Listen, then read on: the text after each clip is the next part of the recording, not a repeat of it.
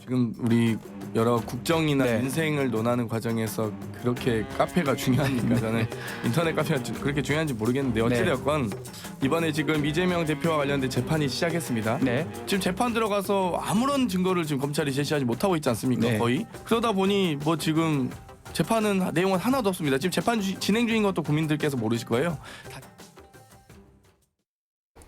자, 이번 앵커의 픽 정치권 얘기 좀 해보겠습니다. 민주당 지금 개혁의 딸들로 일컬어지는 이 강성 지지층과 결별을 하느냐 마느냐 이 부분이 다시금 화두로 떠오르고 있습니다. 요 얘기부터 좀 해보겠습니다. 허준 변호사, 민주당의 대표적인 비명계 의원으로 꼽히는 이원욱 의원이 문자 메시지를 하나 공개를 했어요. 그런데 와, 내용을 봤더니 이게 조금 세더라고요. 네, 굉장히 뭐 수박 파괴당이라든지 제가 뭐 지금 여기서 다 말씀드리기 어려울 정도로 지금 나오는 게 미꾸라지 사냥 매기당, 윤석열 탄핵당을 창당하세요. 뭐 더불어 열린개혁민주당 뭐 이런 얘기들이 나오고 있고 예. 또 김어준, 양절철 등 몰빵 논자들도 한 번 더 민주시민 속이면 매장당할 것이다. 뭐 이런 얘기들도 나오고 있고. 이게 이제 문자 메시지 있었던 얘기죠. 그렇죠. 강성 지지층이 보낸 문자를 공개를 한 겁니다.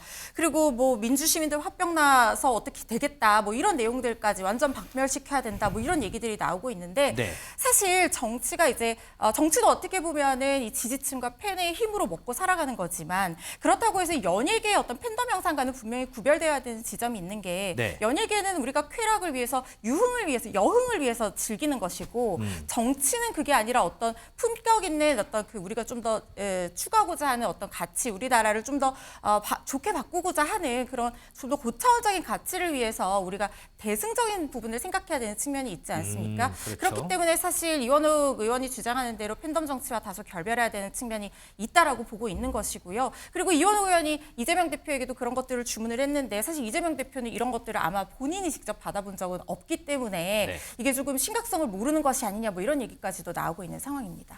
자, 이런 강성 지지층들을 향해서요, 이 비명계에서는 이재명 대표가 계속해서 선을 그어야 된다 이런 요구를 계속 하고 있죠. 이재명 대표의 과거 발언 그리고 이 비명계들의 이런 요구사항 목소리 좀 들어보겠습니다. 개딸들과 개삼촌, 개이모와 함께 여기 인사를 나누고 있습니다. 네. 네, 우리 이재명 후보님 오셨습니다. 너무 좋죠? 네. 잠깐만. 자, 이놈의 남고기 김남국. 우리 안에 차이가 있더라도 이겨내야 될 상대와의 차이만큼은 크지 않다. 미워도 그래도 식구입니다. 제명인의 마을의 주요 공직을 제목이 김남국 의원이 힘내세요라고 되어 있습니다. 네. 그 정도로 민심과 동떨어진 모습을 보여주고 있는 거거든요. 이재명 대표가 이 문제를 끊어내야 됩니다. 뭐 우리가 조국의 강에서 건너지 못한 이유, 이것 또한 그 당시에 강성 팬덤들의 영향력이 굉장히 예. 컸었는데 지금 김남국의 늪에서 헤어나지 못할 가능성이 큽니다. 예. 이종훈 실장, 네. 뭐 영상 보니까 뭐 김남국 의원 모습도 이제 과거에 지금 탈당했지만 보이고 하는데 네. 어쨌든 일전에 보면 이재명 대표가 이 강성 지지층들을 향해서 좀 자제해야 된다, 서로 이게 충분히 겨누면 안 된다 이렇게 조금 얘기하지 않았어요. 그런데 지금 보면 비명계에서 얘기 나오는 입장들 어쨌든 이걸로 안 된다, 완전히 선을 꺼야 된다, 끊어야 된다, 지금 이런 요구하고 있는 거잖아요. 저는 이게 정치공학적으로 좀 봐야 될 것 같아요. 비명계가 지금 요구하는 건 사실 압박에 불과하거든요. 비명계도 잘 알고 있을 거예요. 왜냐하면 이재명 대표와 그다음에 개딸들이 완전한 결별이라는 건 불가능하다는 걸 알고 있거든요. 이를테면 제가 왜 이런 말씀을 드리냐면 이전에 정치 팬덤은 사랑하는 모임이었어요. 노무현은 사랑하는 모임, 노사모, 박근혜를 사랑하는 모임, 박사모, 사랑한다는 그런 관계에 불과한 거거든요. 근데 지금은 뭐죠? 딸이에요. 그리고 아버지예요. 그러니까 혈연 관계처럼 돼 있거든요. 이건 어떤 걸 뜻하면 사실 종교적인 의미나 거의 다름없습니다. 종교에서 보면 예를 들어서 교황, 그럼 교황의 별칭이 파파거든요. 네. 아빠. 그러니까 아버지, 그러니까 그를 중심으로 해서 꼭 뭉쳐야 되는, 그리고 그게 떨어질 수 없는 관계다라는 설정을 아예 해버린 거예요. 가족 공동체처럼. 그래서 왜 뭐 아들 무슨 아들 무슨 딸 이런 식의 표현들이 지금 정치 팬덤에서 처음으로 등장한 것이거든요. 네. 그렇다면 지금 이재명 대표가 지금까지 아유 그렇게 하지 마세요 하고 이야기하는 것이 한 번이라도 제대로 그것이 결과물로 나왔을까요? 결과물로 안 나온다는 거죠. 그리고 그리고 그 말에 진정성이 없다는 걸 또 비명계도 잘 알고 있다는 거죠. 그러면 비명계는 앞으로 있을 공천의 과정들에서 어떻게 계속 이니셔티브를 취하고 이 주류를 흔들 것인가에 대한 목적으로서 압박하면서 아까 저 결별하면서 대언론 홍보전을 벌이고 있다 이런 생각이 들어요. 정치 팬덤을 지금 계속 보시면 이건 끊을 수 있는 관계가 아니다. 이재명 대표가 그렇다고 해서 무엇인가를 요구할 수 있는 단계도 아니다. 그들은 그들 나름대로의 어떤 그런 문화로서 지금 이것을 흔들고 있기 때문에 이 어떤 의미에서는 비명계는 이런 상황 자체가 상당히 지금 자신들한테 유리하게 간다라는 그런 생각으로 언론 홍보전을 벌이고 있다는 거죠. 근데 거기에 더해서 지난주부터 이제 비명계에서 나오는 게 이제 팬카페 제명인의 마을이라고 팬카페 있잖아요. 여기 이장직을 사퇴해야 된다는 얘기를 하잖아요. 그런데 이제 오늘 보도 나온 거 보니까 이재명 대표실 관계자가 이런 얘기를 했어요. 제명인의 마을 이장직은 명예직에 불과하다. 이거는 사퇴하고 말고의 문제는 아니다. 이렇게 좀 뭔가 좀 선을 긋는 듯한 모습인데 만약에 혹시나 이재명 대표 생각에 이거는 만약이에요. 자신한테 각을 세우는 비명계보다 이 팬클럽을 좀 더 끌고 가고 싶은 이런 마음들은 없을까요, 혹시? 충분히 있죠. 그러니까 이재명 대표가 지금 당 대표가 되고 당을 뭐 장악을 했지만은 완벽하게 장악을 했느냐 그건 아니거든요. 당내 의원들의 한 169명의 분포를 보면은 사실 찐 친명이라고 할 수 있는 사람은 한 30명, 네. 범친명이라고 해도 절반이 안 됩니다. 한 50명, 60명 정도밖에 안 돼요. 거의 100명 가까이는 사실은 비명이라고 보는 게 맞습니다. 그렇게 본다면은 지금 지지자들의 이런 열성적인 지지가 또 돌발적인 상황이 당에서 벌어졌을 때 자신을 지지해 줄 수 있고 자신의 자리나 뭐 어떤 지위를 보존할 수 있는 큰 버팀목이 되기 때문에 완전하게 단절하는 거는 이종훈 실장님이 말씀하셨던 것처럼 불가능하고요. 완전 불가능하다고 보세요? 그리고 지금은 이제 팬덤이라는 게 완전히 바뀌었습니다. 정치 팬덤이. 아까 뭐 설명하셨지만은 이제는 일종의 독립적으로 움직이는 것 같아요. 존재 자체가 이제는 독립적으로 누가 이렇게 하라고 해가지고 움직이고 따르고 그런 게 아니라서 사실 이게 미디어 환경의 변화도 있고 전체적으로 이게 조금 굉장히 어려운 부분들이 있어요. 그래서 정광훈을 뭐 보수 정당에서 끊어내지 못하는 것처럼 또 필요하면 또 항상 찾아가는 것처럼 마찬가지 이게 지금 논리 구조로 이렇게 가는 거 아닌가. 특히 선거를 앞두고는 끊어내는 거는 사실상 불가능하다고 봐야 될 것 같습니다. 그러면 독립적으로 움직인다. 바꿔서 얘기하면 이재명 대표가 어떠한 얘기를 하더라도 이 독립적인 조직에는 말이 들리지 않을 수도 있다. 이렇게 볼 수도 있지 않나요? 어느 정도까지는 가능합니다. 어느 정도. 근데 이게 뭐가 있냐면은 큰 세계관이 있어요. 네. 그러니까 이 지지자들한테 이제 그동안 이렇게 설득을 해온 방식이 때문에 검찰이 지금 대한민국 검찰공화국이 검찰이 문제고 검찰에 대해서 제대로 검찰공화국을 제대로 대응하지 않는 당내 수박들 때문에 우리가 지금 이렇게 하고 있다라는 이런 세계관이 있기 때문에 사람이 세계관이 한번 굳어지면은 이거를 바꾸는 게 굉장히 어렵거든요. 야, 세계관 뭐 영화에서 나오는 세계관이 여기서도 접목이 되나요? 예, 저는 그렇게 봅니다. 그렇기 때문에 이 수박들 척결이 이게 일종의 지상 과제인 거예요. 이거는 이재명하고 상관없이 계속 갈 겁니다. 이 부분은. 미진수 기자, 이 강성 지지층은 또 그렇고 당내를 보면 조금 전에 뉴플리에서 이재명 대표가 주말에 이 오염수 조지 집회에 나간 거 소개해 줬잖아요. 네. 근데 여기에 민주당 의원들 많이 참석 안 했다 그러더라고요. 맞습니다. 민주당 170명 의원 중에 해봤자 30명 안팎으로 참여를 했다라고 합니다. 네. 이재명 대표와 이 수도권 지역구 의원들 정도만 참여를 했다 이야기가 나오는데요. 박광원 원내대표도 참석을 하지 않았습니다. 이렇게까지 참여율이 저조한 이유 두 가지로 분석이 되고 있는데요. 먼저 지금 민주당 내부에서도 이 대표가 탈당한 김남국 의원 코인 의혹 악재를 돌파하기 위해 오염수 문제로 시선을 돌리려 한다. 이런 비판이 나오고 있는 상황이라고 합니다.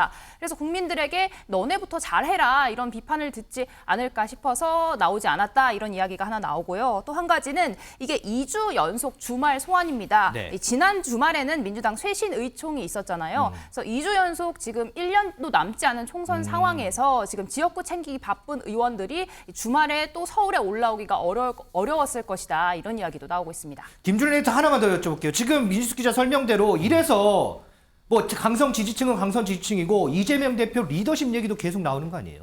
그러니까 원외로 나가는 것에 대해서 부담감을 느끼는 민주당 의원들이 꽤 있어요. 일단은 예, 그거를 뭐 이를테면은 이재명의 리더십이라고 꼭 볼 필요는 없지만은 그 부분 말씀하신 부분도 어느 정도는 있다고 봅니다. 그러니까 전체적으로 보면은 장외로 나가는 이재명 대표와 원내 지도부의 전략에 대해서 좀 반기를 불참함으로써 그렇게 이제 보여준 거 아니냐 그렇게 보여줘야 됐고 또 하나는 이거 주체 자체가 민주당이 아니에요. 사실은 민주당이 여기서 숟가락을 얹는 거였거든요.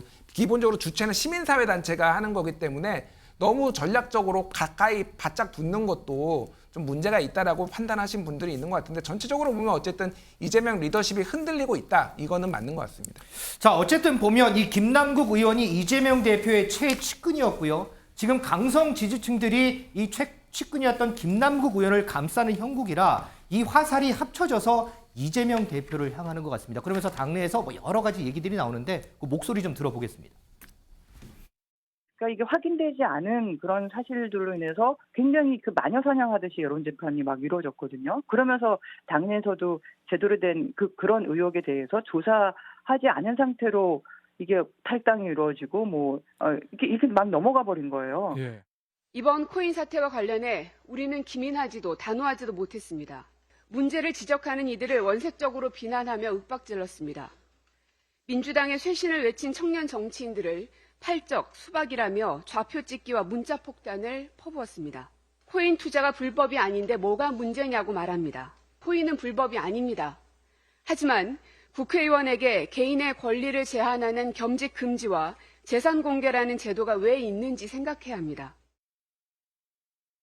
이종훈 시장, 저 양이원영 의원의 발언이 후폭풍이 상당히 좀 거세거든요. 네, 그래서 그렇습니다. 그런지 이제 그걸 겨냥해서 그런지 모르겠는데 오늘 고민정 의원이 최고위원회에서 또 비판도 하기도 했고. 네, 어떻게 보세요? 당내에서 지금 일어나는 모습들. 자, 고민정 의원의 지역구가 어딘지를 봐야 돼요. 고민정 의원 지역구가 어디죠? 서울입니다. 그렇죠. 그런데 집회 지금 말씀하시면 집회 수도권을 중심으로 이번에 그 동원령을 내렸는데 30명밖에 안 나왔다. 네. 이건 굉장히 중요한 의미를 갖고 있는 거예요. 왜냐하면 총선이 얼마 안 남았는데 아무리 시민단체가 주도하는 그런 그 집회라고 하더라도 당이 지금 참여를 결정했으면 얼마나 모였는지가 오늘 지금 당장 이야기가 되잖아요. 그렇죠. 그럼 그게 척도가 되거든요.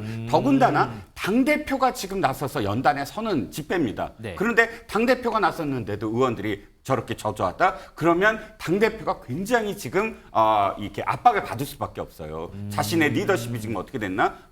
그런 왜냐하면 이제 사진을 자꾸 찍히고 해서 총선에 써야 되거든요. 당대표가 이런 모임에서 내가 이렇게 했다라는 거. 근데 그렇게밖에 안 나왔다? 더군다나 고민정 의원 서울 지역구 의원인데 여기서 김남국 의원에 대해서 공격적인 어떤 즉 비판적인 어떤 입장 견지한다. 이 모든 것들의 답은 뭐냐면 공천이 다가와갖고 수도권 민심이 흔들리고 있고 중도 내지는 2030이 이탈하고 있다. 이것이 나한테 미치는 영향이 무엇일까를 각 의원들이 지금 계산을 하고 있다라는 신호탄이라는 겁니다. 자, 호전 변호사, 이제 김남국 의원 얘기 조금만 해볼게요. 김남국 의원 지금 사태가 어쨌든 입법 로비 쪽으로 또 흘러가는 것 같아요. 오늘 여러 가지 이제 로비 보도들 열어보면 이게 이제 정치권 전반으로 좀 흘러가는 것 같은데 국민의힘 하태경 의원도 뭐 자신의 SNS에다가 어쨌든 이 입법 로비 플러스 해서 대선 자금 뭐 이런 얘기까지 지금 하고 있어요. 그러면서 지금 이 문제가 비단 김남국 의원뿐만 아니고 정치권 전반으로 지금 계속해서 좀 확대되는 그런 모양새인 것 같아요. 그렇습니다. 하태경 의원이 주장하는 내용은 그거예요. 대선 직전에 이제 김남국 의원이 위믹스 코인을 보유를 하고 있었는데 이걸 클레이페이라는 신생 듣도 보도 못한 소위 잡코인이라고 말하는데요. 여기에 투자를 한다는 겁니다. 그런데 여기 한 36억 원 정도로 어치를 넣었는데 이 제보에 따르면 수수료 20%, 그러니까 6억 정도가 되겠죠. 이걸 빼고 나머지 30억 원을 이 교환을 해서 현금화를 했다는 거예요. 그러니까 김남국 의원이 사실 이때까지 모든 투자는 사실상 투자 불패였어요. 코인을 투자하면 항상 그게 뻥 튀었거든요. 네네. 그런데 이 클레이페이 코인에서는 6억 손해를 보고 30억을 뺐고 그리고 나머지 이후에 이 트래블 룰이 시행이 되고 대선 일정이 시작이 되고 그리고 이후에 클레이페이라는 업체 자체가 없어져 버렸다는 겁니다. 네. 그렇다면 굳이 6억 원이라는 손해를 보면서 이 시기에 하필 트래블룰 실명화의 어떤 추적을 피하기 직전에 특히 대선 직전에 이렇게 30억이라는 거금을 현금화해야 될 이유가 무엇이냐. 그건 바로 자금 세탁을 해서 이 자금이 대선 자금으로 흘러들어간 것이 아니냐. 지금 이런 얘기를 하태경 의원이 주장을 하고 있는 거고요. 이게 정치권 전반에서 이 자금 세탁 및 불법 대선 자금 문제로 번지고 있는 겁니다.